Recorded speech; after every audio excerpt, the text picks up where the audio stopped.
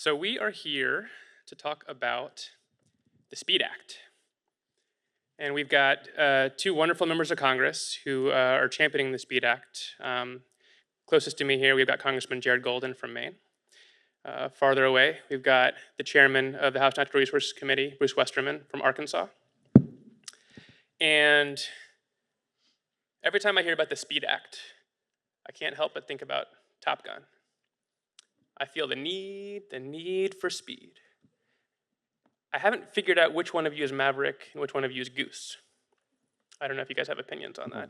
Bruce rhymes with Goose, and I think Jared's more of a Maverick, so he's better looking too. So, all right. So we got a couple of fighter pilots up here, ready to go to war to improve our permitting system. Let's start with NEPA. Bedrock environmental law, kind of the core umbrella law for permitting. There's some people who say that any reforms to NEPA would remove important protections for the environment in local communities. And there's a balancing act, right? Like you could study a project for 273 years and be really sure about exactly what the effects are going to be, but you don't get the benefits of the project. Or you could study it for 0 time, right? And it's riskier. Something in the middle is probably right? So is it accurate? Is it accurate that reforms to NEPA are really going to end up with worse environmental outcomes? What do you think would be the difference between environmental outcomes between now and if the SPEED Act were to pass? Congressman Golden, maybe you first. I was gonna make Bruce go first, but Yeah, but you're a Maverick. yeah, sure. I'll be the Maverick here. Look, I understand people's concerns. I guess just to keep it at a high level, we're not eliminating NEPA with this legislation. It's a reform. Also, NEPA came before some landmark environmental protection laws like the Clean Air, Clean Water Act. Those aren't going anywhere. Even beyond the federal level, like I know in Maine, we have a higher water standard than the federal, and states, have those choices and those protections will remain. So, we're really trying to reform the process behind NEPA. It's, I think, more procedural reforms rather than gutting it. So I expect that there will hardly be much negative impact at all other than that, as the previous speaker was just saying, we have to look at the trade-offs of every decision and try and strike the right balance. Mr. Chairman?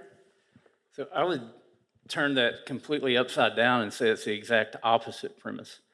If we continue in these permitting delays, we're actually doing more harm to the environment than if we streamline the permitting process so that we can do things here that are proactive.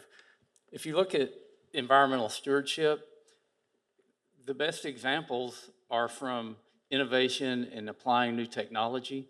And if we can't apply new technology, if we can't be innovative, if we drive innovators to some other place in the world to do their work, then we're missing out on that opportunity to continue being the best stewards of our environment. There seems to be this idea that economic prosperity and environmental stewardship are mutually exclusive, but I would say they're dependent upon each other.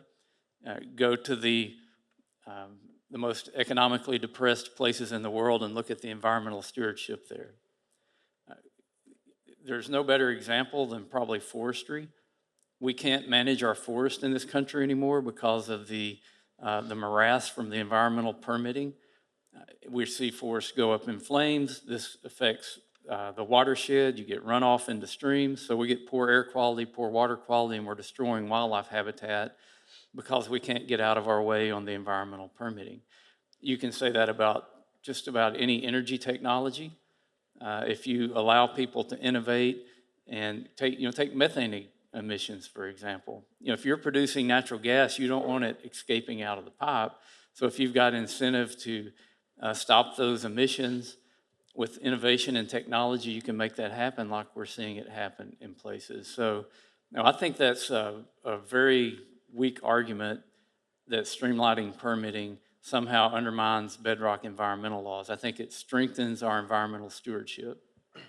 Yeah, just to continue on that.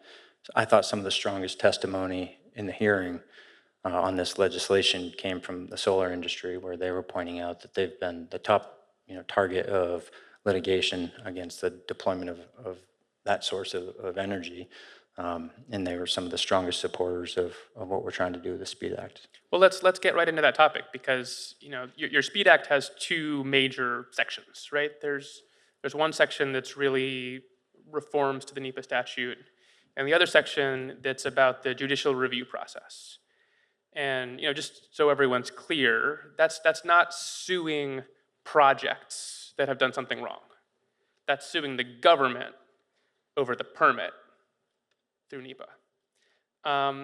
So why has that been a big focus of your bill? Why do you have a whole section on trying to improve that judicial review process? I'll take this one first. Well, that's where the problem is. The problem is it takes too long to get a permit, so we want to streamline the permitting process on the front end.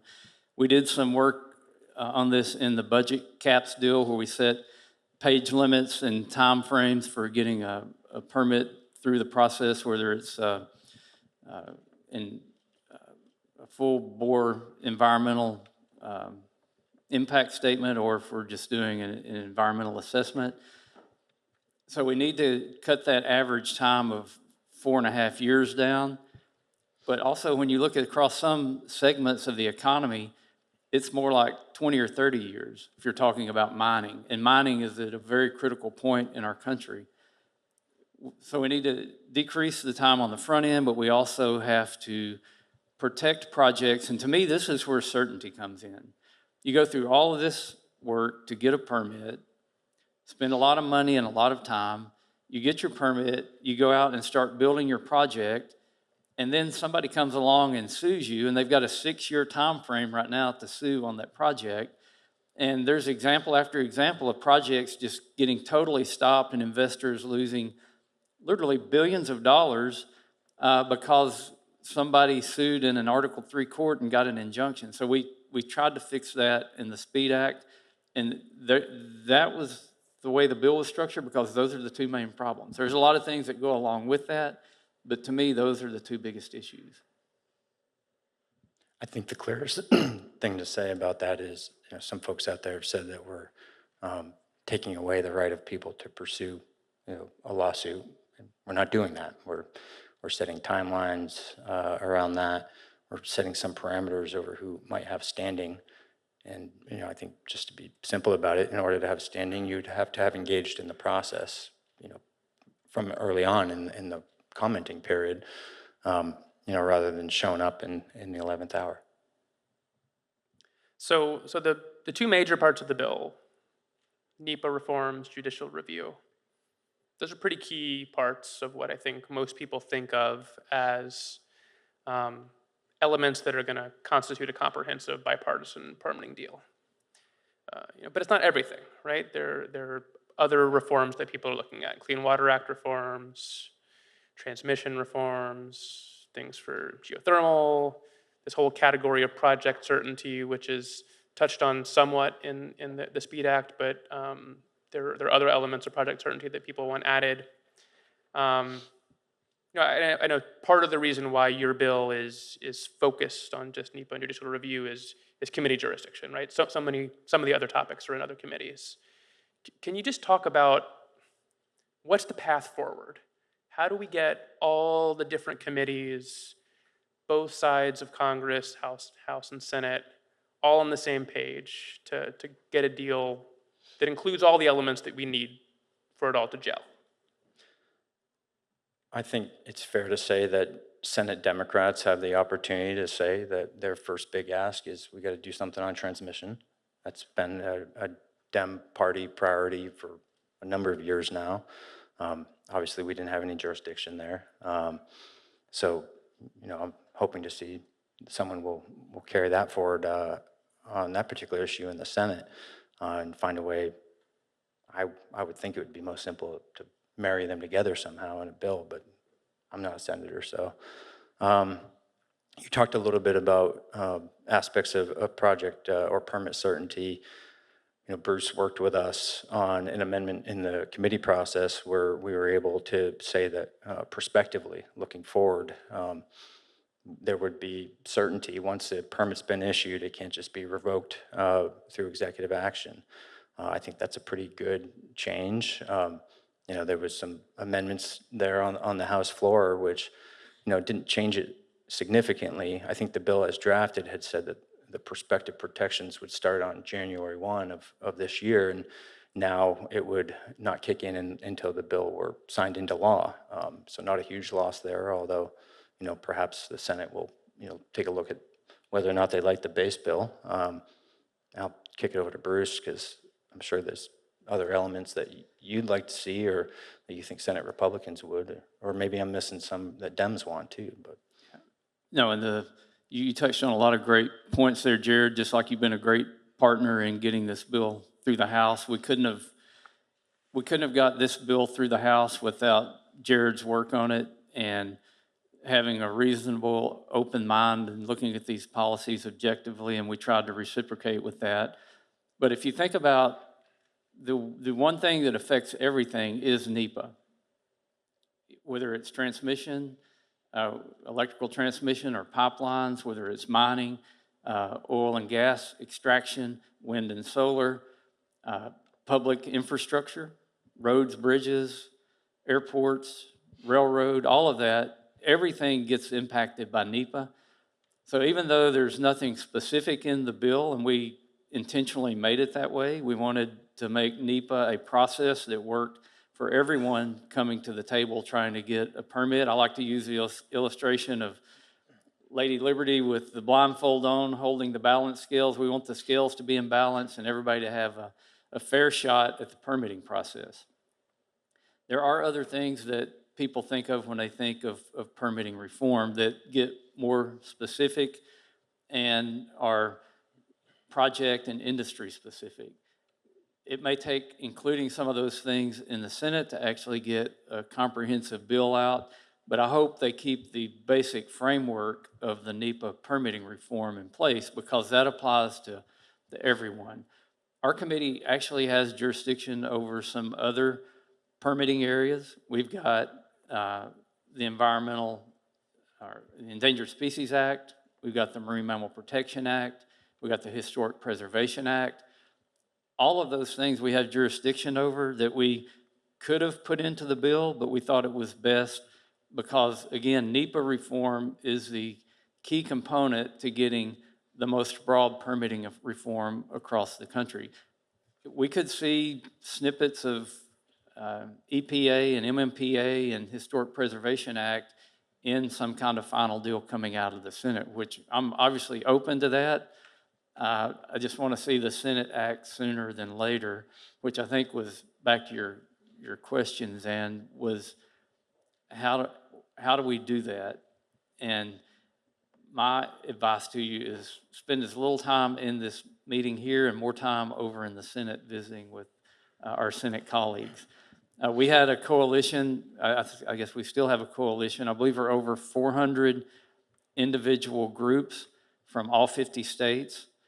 And sitting in here and talking about it is fun, but the rubber meets the road in going out and talking to these senators and telling them how important it is to you, how important it is to your business, how important it is to your state, how important it is to the economy where you're at. And we have to keep the drum beating because we are in an election year, and I don't know what the time frame is, but the time frame gets shorter every day. And you all know how fast the Senate typically moves. That's not very fast. So all the I tell groups the odds of getting permitting reform done in this Congress depends on how badly you want to see permitting reform get done. Because I promise you, Jared and I are doing every single thing in our power to make it happen. But we need groups like you and everybody else that's supportive of permitting reform to get involved and have your voices heard. I think another difficulty that could come up, a lot of Democrats in the House and I'm sure in the Senate wanted the certainty provision to be retroactive. And, obviously, top of mind for many of them is some of the wind projects that have had permits revoked in the last year. And, there was a big push to get that, but, we saw in the committee markup that the obvious rebuttal from the Republicans is like, well, how far do you want to go retroactive? Like, let's talk about, I don't know, like, Keystone Pipeline. Keystone Pipeline. Like, it just doesn't seem like we're going to find a deal that's going to go in that direction. That we really got to look forward to the future, so we're not dealing with this. And I've tried to say to Democrats who I understand where they're coming from, particularly those with projects in their states that are most affected. That's playing out in the courts so far, pretty much to their favor. I know it's not, it's still an open question in some instances, but I don't think that this is the place that we would be able to settle it without taking the whole thing down. And to everyone involved, whether it's the White House, to the entire Congress, or the people out there who want to see some kind of permitting reform done, is you just can't isolate anything, either leaving it unprotected while everything else is getting good new reforms, or prioritizing one over the other. Like everyone has always said, it's got to be energy neutral, energy source neutral, technology neutral, and that's what this bill is. So, And I think we all want certainty. If you're an investor, if you're a company that's trying to do business, certainty is the thing that you want. That's not a Republican idea or a Democrat idea. It's a good business idea. And again, Jared mentioned this earlier. The day the bill's passed, you get the certainty. The date it goes into effect. So that's, to me, more impetus to get the Senate to move it and get it to President Trump's desk. So I'm going to ask each of you this question, and this is a question we're going to ask all the speakers today. Can we get a bipartisan comprehensive permitting bill done this year? Yes, yeah, I think so. we have I to. mean, it's not just like a statement of faith. Yeah. The White House has obviously got some things they want done and think they can't do without Congress. I've heard or read, statements from people like, Senate Majority Leader Thune that he wants to try and move forward on something here. I think it's a priority in the House, so, the will is there. It's just got to plug away. Churchill said Americans always do the right thing after they've exhausted all of their options. We're getting close to that point. We've exhausted a lot of options. We're a little bit behind the eight ball when you look at the demands for energy, the demands for infrastructure and mining and everything else. We don't have a lot of time left to toy around with this. It's imperative that we get it done, and I think it's imperative that people understand how important permitting reform is. And that's our job and your job and everybody that cares about permitting and building and taking care of our environment to spread that message.